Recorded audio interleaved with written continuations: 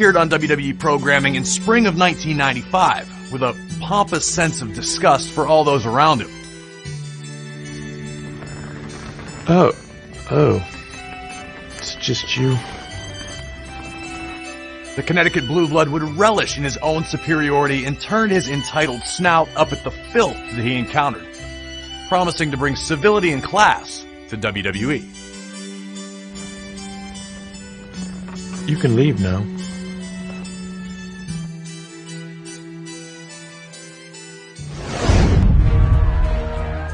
The overall pedigree of athleticism, all while rising up the ranks of WWE. Make no mistake about Hunter Hearst Helmsley and his wrestling expertise. This man ranks right up there. At the same time, his antithesis was also on the rise. Mild Texas rattlesnake who tore through WWE in his own right. His name was Stone Cold Steve Austin. Talk about your Psalms, talk about John 3:16. Austin 3:16 says I just whipped your ass. He is Stone Cold. Austin's anti-authority nature was precisely the behavior that Mr. Helmsley detested. And in one of their earliest encounters, these two future icons would collide at In Your House, Buried Alive. In 1997, Hunter Hearst Helmsley saw a bit of an attitude change when he aligned himself with the Heartbreak Kid, Shawn Michaels, to form the legendary D-Generation X. We are the Generation X. You make the rules, and we will break them. You've done a heck of a job. Put it here. This is going too far. The Connecticut Blue Blood was no more, and Triple H DX chopped his way into superstardom. As time went on, the DX army grew both in strength and numbers, but there was another powerful faction that looked to rule WWE, the Nation. I've been thoroughly impressed with the Nation of Domination. Boy, they are a tremendous unit. Led by the People's Champ The Rock, the Nation ran rampant over WWE for quite some time. And The Rock is the best damn Intercontinental Champ there ever was. It wasn't long before their paths crossed with the Degenerates. Part of The Rock will now be played by Triple H. You know, the Croc just came from the bathroom. You should have smelled what The Rock was cooking. DX's antics became the tipping point of this rivalry, and it would culminate at SummerSlam 1998. Rock, you want to bring ladders into the ring? Let's bring the ladder to Madison Square Garden, and let's see who the real man is, Rock. With The Rock's Intercontinental Championship hanging high above Madison Square Garden, Triple H looked to take more than just pride from the most electrifying man in sports entertainment. At SummerSlam, you are gonna be my bitch! Triple H had always been consumed by one thing: championship gold. After winning the Intercontinental Championship at SummerSlam in a memorable fashion, he wanted more. It's about me getting what I want out of this business, and that is becoming the WWF champion. Triple H gained new focus and left his degenerate ways behind him to prove that this wasn't just a game. You guys talk about being students of the game. I am the game, JR. Just 1 year later, he found himself in the hunt for the richest prize in all of sports entertainment, the WWE Championship.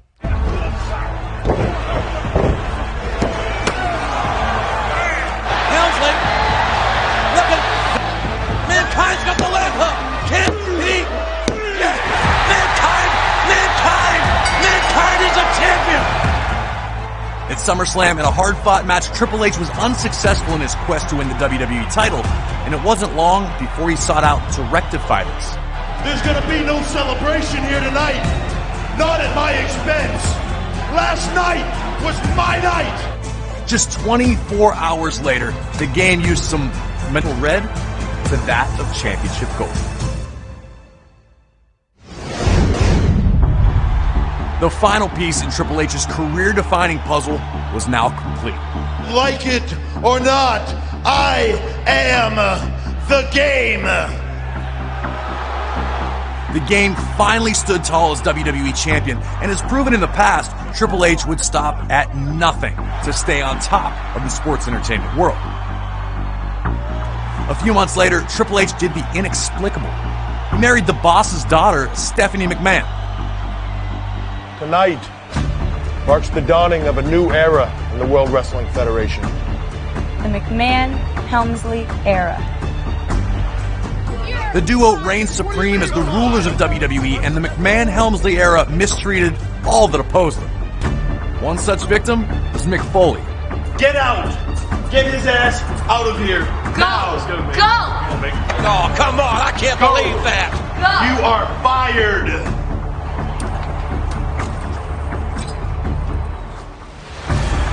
With vengeance consuming Foley, he would call upon the most hardcore of his three faces. His name is Cactus Jack! Oh, no!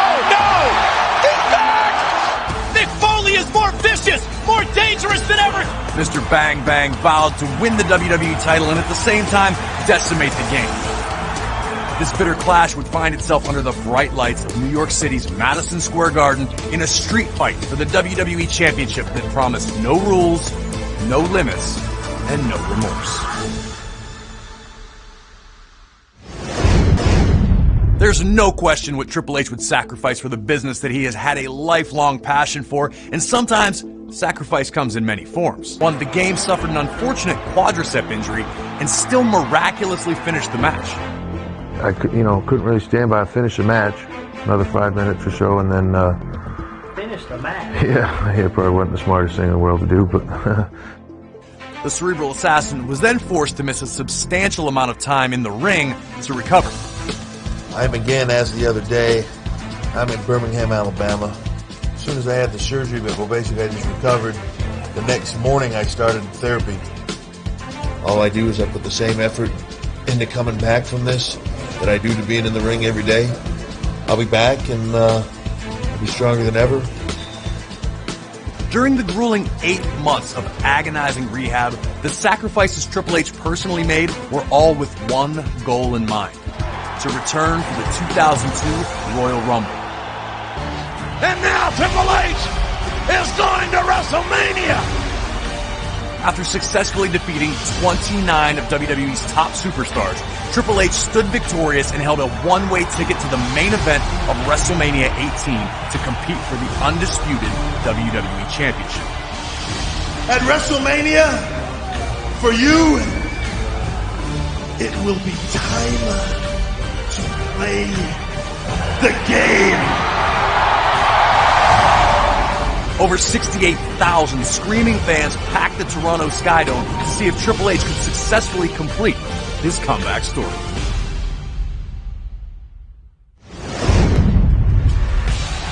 Shawn Michaels and Triple H are closer than a lot of brothers. Perhaps no stronger friendship has ever existed than that of Triple H and Shawn Michaels. Everybody at the tournament? You think you're at the tournament? Well, I'm positive I'm one. I guess I'd have to be one. But, Generation X always is a bad guy. The pair would literally do anything they saw fit as founding members of D-Generation X and became inseparable until HBK was forced to leave the business that he loved due to a career-threatening injury.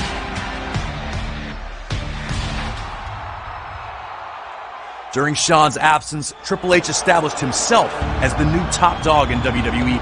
I am the game! Steamrolling over anyone who threatened his place on the throne. He's as deadly as they come, the cerebral assassin. No matter who. Shawn Michaels back in the WWE in DX colors. I can't believe this. I'm in shock. DX is back. Michaels' miraculous return, the game looked to put his former best friend back on the shelf for good. No, I don't like that son of a bitch. Use that hammer. As the two superstars clashed over Triple H's World Heavyweight Championship, HBK became hell-bent on taking everything that the game held dear, starting with his most prized possession. It's Shawn Michaels and Triple H. They'll get it on for the heavyweight title tonight.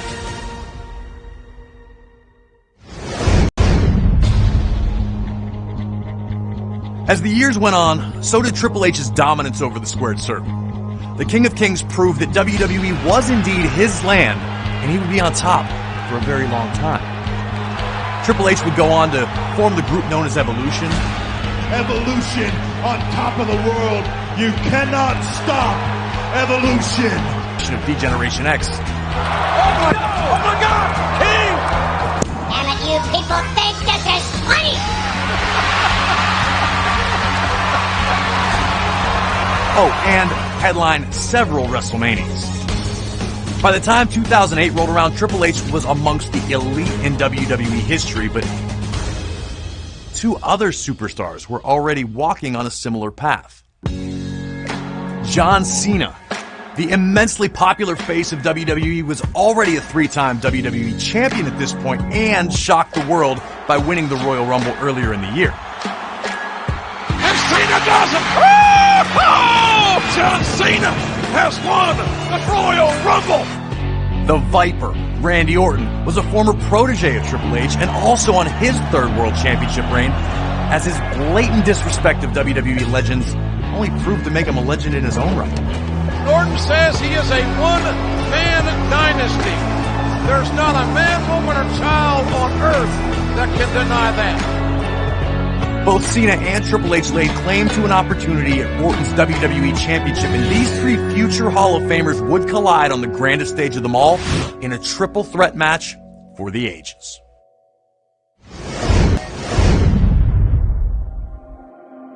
WrestleMania has become familiar territory for Triple H, having the second most appearances on the grandest stage of them all, behind only The Undertaker. The Dead Man's unprecedented, undefeated streak is an anomaly that this business had never seen before. The list of victims is a literal who's who in sports entertainment, and that includes the game. Twice. At WrestleMania 17, Triple H would be given his last ride. As far as The Undertaker is concerned, game over. At WrestleMania 27, the game would succumb to Hell's Gate. Undertaker with a Hell's Gate submission. He's gone. The game had to tap out. There was no other option. By the time these two gladiators were set to do battle at WrestleMania 28, there was no love lost. Triple H vowed to make the third time a charm and go all the way to the depths of hell to do so. I will face you under one condition. Hell in a cell.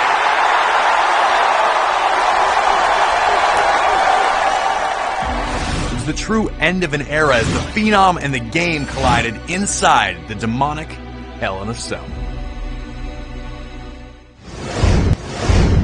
As Triple H's full-time in-ring career wound down, his focus shifted more to an authoritative role. This meant that he was now ironically part of the very authority he once rebelled against. So when it came time for WWE superstars to mimic his actions of the past, the cerebral assassin knew exactly how to handle things. Here we go, and the fight is on! Triple H and Lesnar! It's no secret that Brock is indeed a beast. By its very definition, a beast is inhuman and often hard to tame.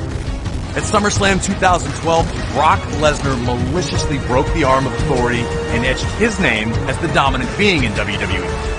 Lesnar's gonna break his arm! He's gonna break his arm! Triple H tapped out! Triple H tapping out! To the Kimura lock! The Beast's lack of remorse for any jurisdiction was evident. A few months later, Triple H returned and challenged Lesnar to a no-holds-barred match at WrestleMania 29, putting up his own in-ring career in the process. I am coming to WrestleMania, Brock, to kick your ass. Would the Beast be destroyed, or would it be game over for Triple H?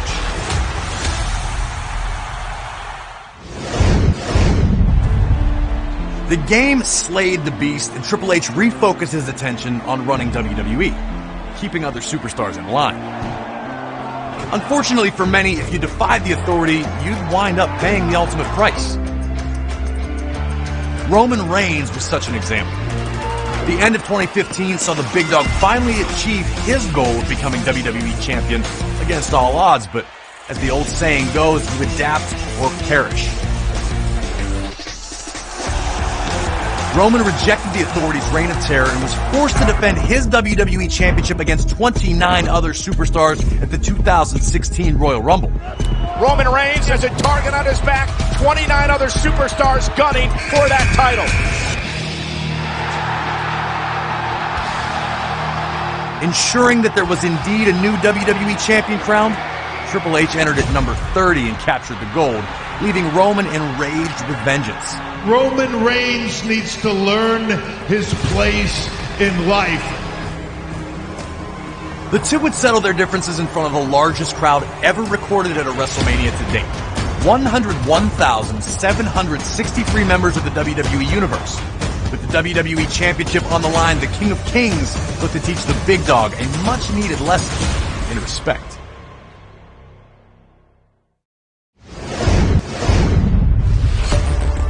The game's in-ring performances have become a must-see attraction in the last few years, and WWE audiences know that when Triple H is competing in the squared circle, they're truly in for something special. Similarly, this is the case for The Undertaker. The Phenom's appearances provide an edge-of-your-seat thrill ride that leave the WWE Universe always wanting more. There's no question that throughout the world, Triple H and The Undertaker are immortal. See immortality one more time in the ring is a can't-miss event, and when this collision happened halfway across the world, the WWE Universe was ecstatic. In front of over 70,000 in Melbourne, Australia, the Phenom and the Game battled in a no disqualification match, simply dubbed as the last time ever.